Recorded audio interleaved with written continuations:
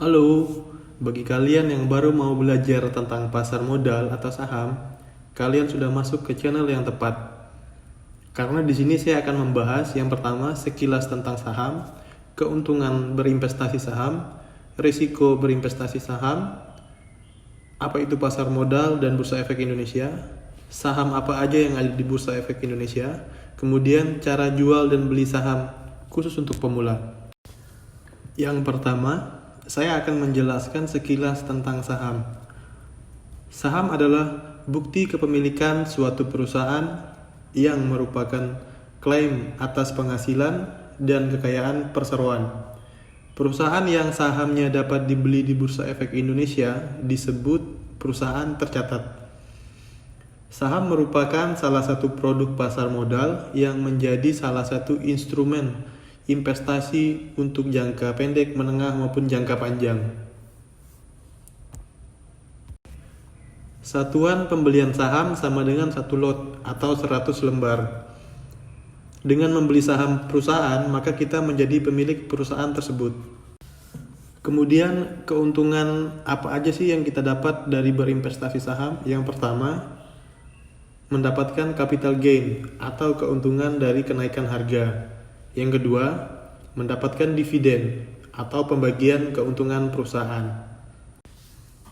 Kemudian, risiko dalam berinvestasi saham. Yang pertama, capital loss atau kerugian atas penurunan harga.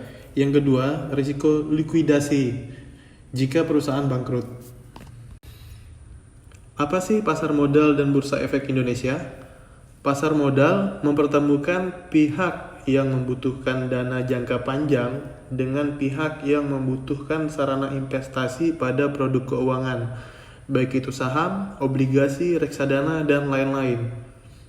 Bursa Efek Indonesia atau BEI merupakan tempat atau wadah bagi para pelaku saham untuk memperdagangkan, memperjualbelikan setiap saham atau efek yang mereka miliki dan ingin beli. Jadi, Bursa Efek Indonesia itu ibarat mall yang menyediakan tempat kepada para pihak untuk bertransaksi.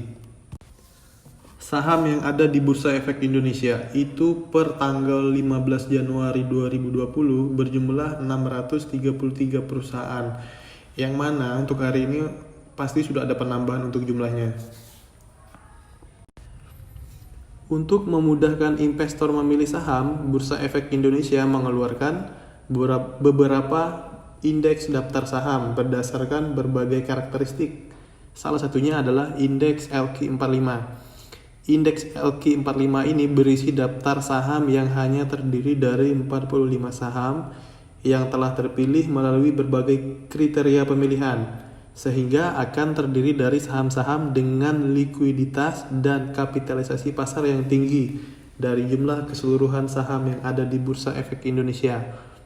Pemilihan daftar saham LQ45 dilakukan setiap 6 bulan. Nah, kemudian saya akan menjelaskan bagaimana cara jual dan beli saham. Untuk pembelian saham, investor harus menyiapkan dana sesuai harga saham dan membayar biaya transaksi untuk perusahaan sekuritas atau biasa disebut dengan fee broker.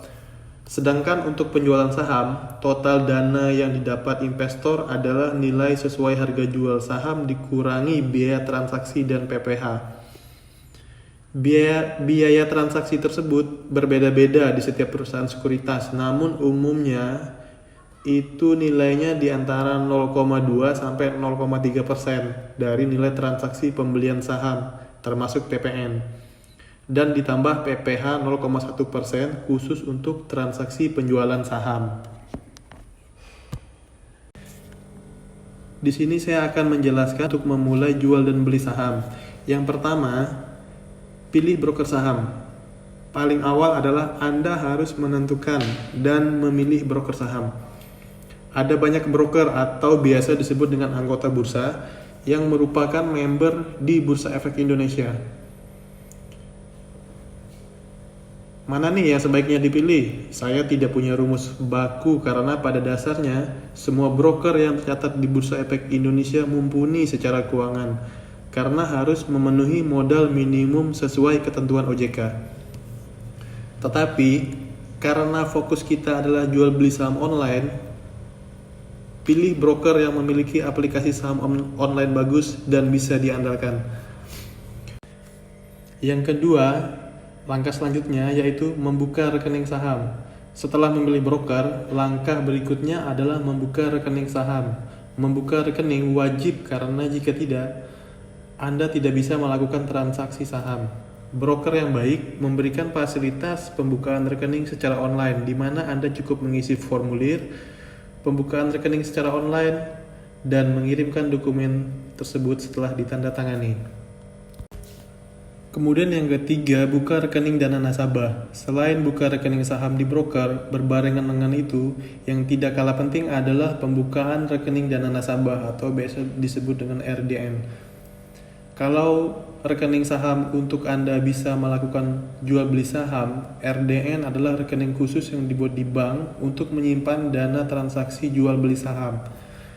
Setoran modal untuk transaksi saham dan hasil penjualan saham disimpan di RDN.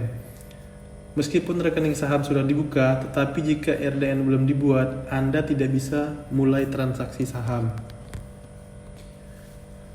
Langkah selanjutnya yang keempat yaitu store modal. Setelah rekening saham dan RDN berhasil dibuka, Anda perlu menyetor dana untuk melakukan transaksi saham. Setoran modal dilakukan ke RDN. Jumlah setoran tergantung jumlah transaksi saham yang akan dilakukan. Yang kelima, transaksi beli saham online. Setelah dana di-store dan efektif di RDN, Anda bisa melakukan transaksi jual dan beli saham. Demikian video dari saya, semoga bermanfaat dan sampai bertemu di video selanjutnya.